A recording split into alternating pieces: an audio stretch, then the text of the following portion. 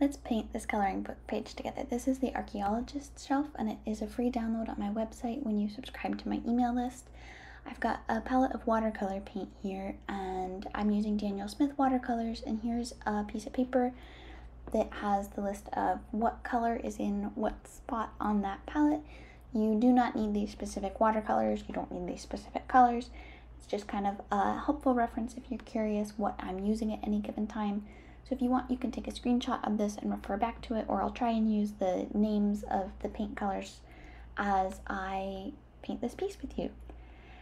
The other things that I use are some water, some paper towels. This is a blank piece of paper so that I can test out the colors and we can see what they look like before I put them on the watercolor paper. These are brushes in size 6 and size 2 from Escoda. These other ones are from Da Vinci. You can really use any kind of paintbrush that you have or that works well for you. These are just some of the ones that I prefer, but everybody likes different ones, and so you should use what you like the best. This is printed on watercolor paper, and this is the print that the coloring book is based off of. And we'll go ahead and use some of these same colors and then some new ones so that it's fun and interesting. So to go ahead and get started, we're going to paint the bamboo shelf first. So I'm going to mix up kind of a light brown, light tan, kind of cream color, whatever color you think bamboo is. So I'm getting some water, and I'm going to mix a little bit of Verona Gold Ochre with some German greenish raw umber, which is very close to a sepia tone with like a teeny bit of green in it, if you don't have that specific color. And one of the things we need to watch out for in painting on these coloring book pages is, depending on your printer, the ink may bleed when it gets wet. So I'm going to be very careful to only get the watercolor paint on the paper and try really, really hard to not paint over the black ink drawing. You'll see a bunch of spots throughout the video where the ink starts to bleed a little bit because it gets wet, and so we can avoid that by not painting over it, and if we do paint over it, not using a whole lot of water, because the more water we use on that, the more it's likely to bleed. So I'm doing a bunch of really thin layers of paint so that I can control exactly where the colors go. I'm going to go ahead and speed up the rest of this clip, but what I'm going to do in the interim is I'm just painting very, very light all the way across, and then I'm going to mix a little bit more of darker color in and add the shadows kind of towards the bottom of the shelf. I'm going to set up the light in this piece with the light coming from what would be the upper left hand corner, so all of the shadows will be kind of down and to the right. Okay, time for some very sped up painting here. Let me know in future videos if you would prefer that everything is fully real time, or if you like having the kind of repetitive bits like this sped up so that you don't necessarily have to watch the whole thing. I'm happy to do either one, whichever is more useful for you. Alright, let's go ahead and paint the marble bust on the kind of left-hand side of the shelf. I'm going to use gray titanium, but really any kind of shade of gray paint will work, and if you don't have gray, you can mix a little bit of blue and a little bit of brown to get a very similar color. So I'm going to go over the whole thing with a very light coat of this, and then I'm going to get some blue and add the shadows on the lower right hand sides of the bust so that we have shadows. I'm going to go ahead and speed it up again, but just let me know if you prefer everything to be regular speed in the next video. Time for some super speedy painting now, and if any part of this gets too wet with too much water and starts to bleed, I can just stop working on that part and move on to a different part of the painting while that dries, and then go back and keep working. Up next, I like to do the vines because they tend to take forever, and that way it's just out of the way, and I can make sure all the other colors match whatever shade of green I use for that. For this vine, I wanted it to be really bright and colorful, so I'm taking some Mayan yellow and mixing it with the existing kind of greens that I already have on my palette and a little bit of cobalt turquoise, which is the other kind of really bright blue that I have on this palette. Because with a bright yellow and a bright blue, I'll get kind of a bright green. You can use a pre-mixed green or mix any shade of green that appeals to you personally. So what I'm going to do is speed this up after I finish explaining, but I'm going to do a light coat of this bright green, and then I'm going to add a little bit of a darker green. I can add a darker green or a darker blue, and then add just a little bit of that to kind of the base and middle of each leaf so that there's a little bit of texture going on. And you've got kind of two options for the order in which you paint the leaves. I tend to run out of whatever color I have mixed, and so I like to paint the leaves in kind of a random order so that when I need to inevitably go back and mix more paint, I don't have the left-hand side of my vine being one color and the right-hand side being another. That way it looks more like natural variation within the plant itself. But you do have to be very careful for where you're resting your hand on the paper, because you will see later on those leaves on the far right-hand side. I put my hand in them while they're still wet, and then I get paint elsewhere on the paper.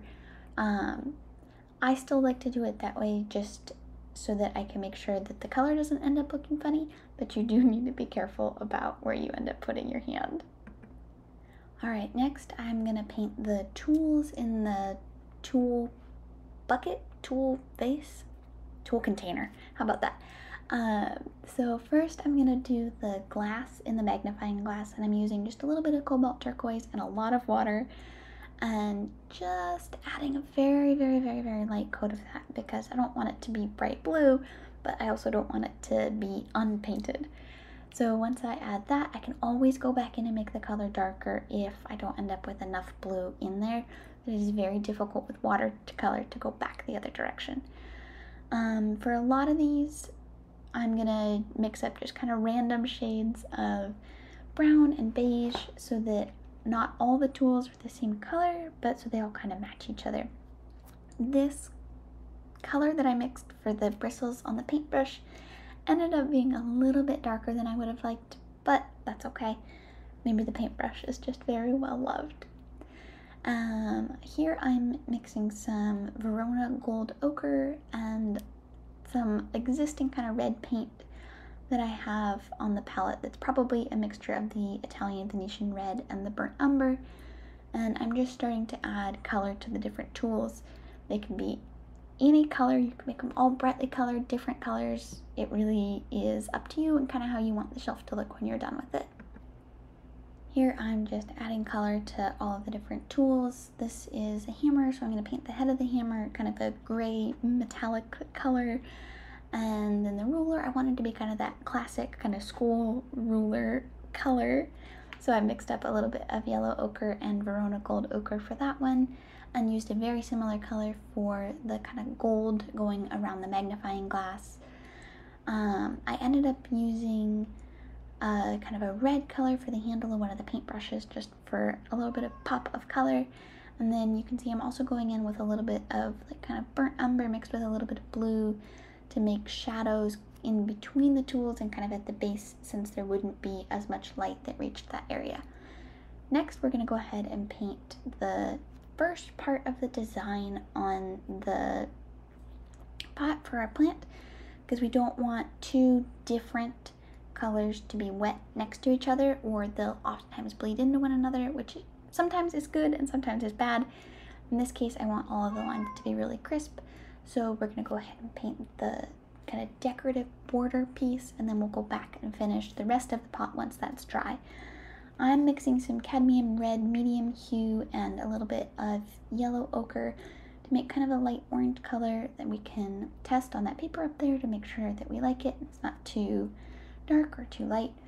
So I'm going to end up painting two stripes on this. I intentionally left the lines on this a little bit vague so that if you want to do a more complicated design or a less complicated design or something totally different, you are able to do that without it looking kind of weird against the drawing. You could always do a different color up above and below that kind of wiggly line right there. And the other thing to keep in mind is that, again, we're going to make the colors going darker left to right because the light in this is coming from the upper left-hand corner. So here I'll just finish that bit up real quick and then we will move on to the next part. You can really paint everything in any order. This is just the order I felt like painting it in. So now we're going to do this little statue. I wanted it to be kind of a really light greenish crystal kind of jade color. So I'm mixing up a very similar really bright green with that cobalt turquoise and Mayan yellow. And this is ending up being a little bit more green than I wanted. But between mixing the two colors, you can kind of go anywhere on the green spectrum that you want, but you could also do a totally different color. So for this, to get it to look really light and like there's a lot of light coming through, that it's not quite see-through, but very much light can pass through it, I'm doing a really, really, really light first coat of paint with a ton of water. Okay, not a ton of water, I don't want the ink to bleed, but I'm gonna kind of build up the color on this really, really slowly and let it dry pretty much completely in between most of the layers, because it's really, really easy to make the whole thing too dark and then you can't go back the other direction. And so we're just gonna build it up kind of tiny bit by tiny bit. And again, I'm just gonna be putting a little bit more of the cobalt turquoise kind of on the lower right hand side of the statue. So next, I'm gonna go ahead and paint the hat. So I'm using some Verona gold ochre for the kind of band that goes around the hat. And then I'll mix up some brown to do the rest of the hat. And I'm using burnt umber for just a little bit of shadow on that band. I'm going to end up adding more later because that didn't really mix particularly well with the gold ochre. So I'm going to use burnt umber, and then I've got some blue already there on the palette, probably indigo, maybe Prussian blue. I'm not sure what was there, but either one will make kind of a really dark brown color. And then I'm adding a little bit of the German greenish umber because I want it to be not as saturated, and that kind of greenish umber paint tends to desaturate the other colors, which is kind of what I'm looking for. You could achieve that same thing by adding a little bit of kind of just a regular dark green color. So I'm gonna kind of cover the whole hat in a really light, very thin coat of paint, and then again build it up bit by bit, and being very, very careful to not add too much paint, especially on these kind of big swatches that are all the same color, because I don't know if it's going to be easy to see in the video or not, but the ink from the printer will bleed pretty quickly if I use too much water. Now I'm going to go ahead and mix up a little bit of gray titanium and just a tiny little bit of the cadmium red medium hue to make it kind of a warmer toned gray. And we'll go ahead and paint this utensil holder. Again, like we've been doing, very light coat at first, darker on the lower kind of right hand side. This would be a really fun place to add different colors and patterns if that is something that appealed to you. And if you're not sure kind of what you could put on there, you could Google like vintage teacups or vintage teapots to find different designs and colors. Now I'm mixing up some Mayan blue genuine to do the blue color for the pot for our plant. Really, any shade of blue or any color in general would be great for this. I'm just partial to that color. So for this, I switched to a smaller brush because I really want to be careful painting around the edges of the leaves and the edges of the pot. And overall, this is a little bit tricky to get kind of that same gradient of color going across when it's cut up by the leaves. So I'll just kind of work slowly and add the color bit by bit. In the original painting for this mini Archaeologist shelf, I had used a really dark blue, I think probably indigo with a little bit of Prussian blue in it. And if you want a really, really dark color like that, it'll probably take a couple of layers to really get that intense deep blue color. And then I'm just going in and adding a little bit more shadow now that the first layers of paint we put on the statue and the tools have dried. And then I'm going to go in and add a little bit more darker color to the hat as well. It just depends kind of how much water you use and how much airflow there is and the temperature around you for how long it will take your paint to dry, and that's something you'll get a feel for really quickly. So now for the very best part of the whole process, we get to paint the books. And for these, I added just a little bit of kind of design in the drawing itself to give you kind of something to work from. But I also really wanted to leave a lot of space for you to create whatever designs appeal to you on the books, because in my mind that is the most fun part of these shelves paintings, is coming up with different designs for the book covers. And if you're not sure what to do, a great option is Googling vintage book covers and seeing what sorts of designs and colors and patterns appeal to you and trying some of those out. For this first book, I'm going to go ahead and mix up a little bit of Italian Venetian red and some cadmium red medium hue, because I want kind of a bright red that's not super duper bright. And as always, I'm going to go in with a really light coat and add more layers on the right hand side. And for these books, what I have found is that I will do a bunch of layers of paint, and will speed up the process for part of this so you don't have to sit through the whole thing.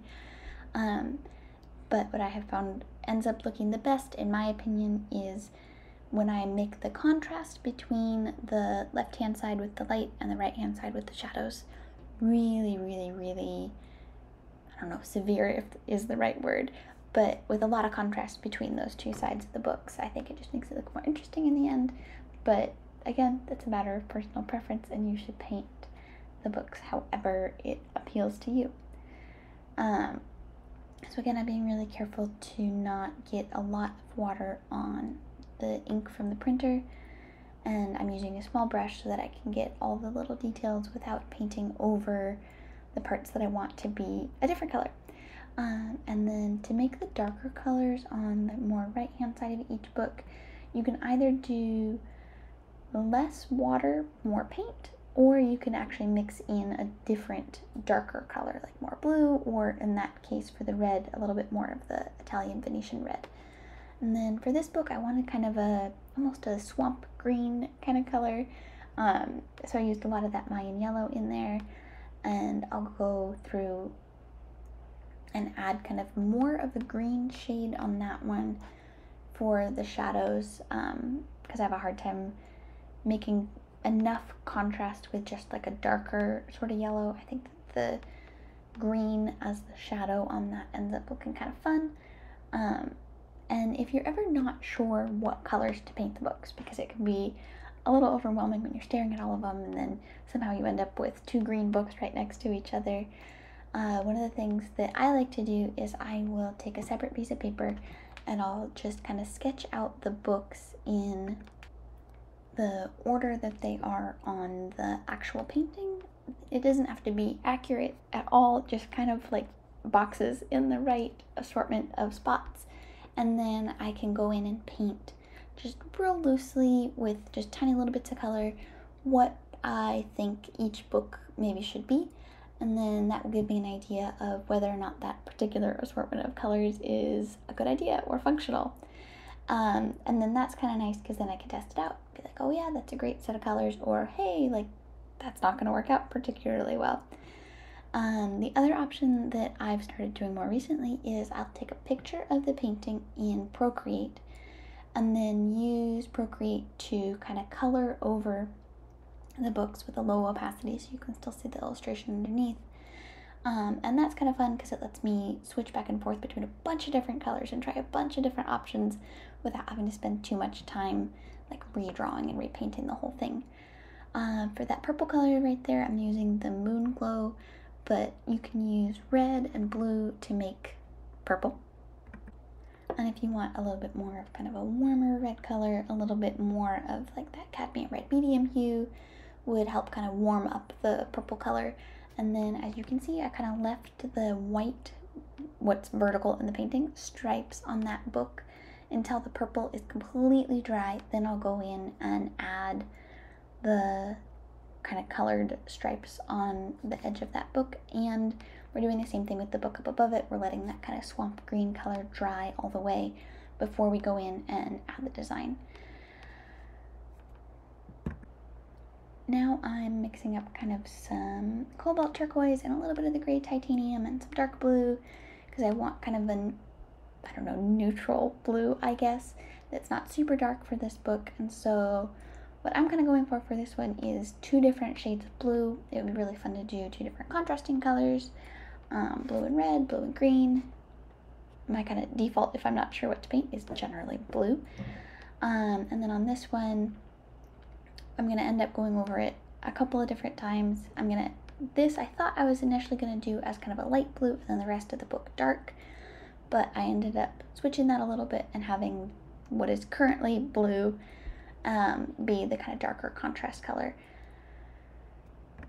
And here I'm mixing up just a little bit of kind of a goldish brown color, and then I'll go in and fill these vertical spots in the purple book.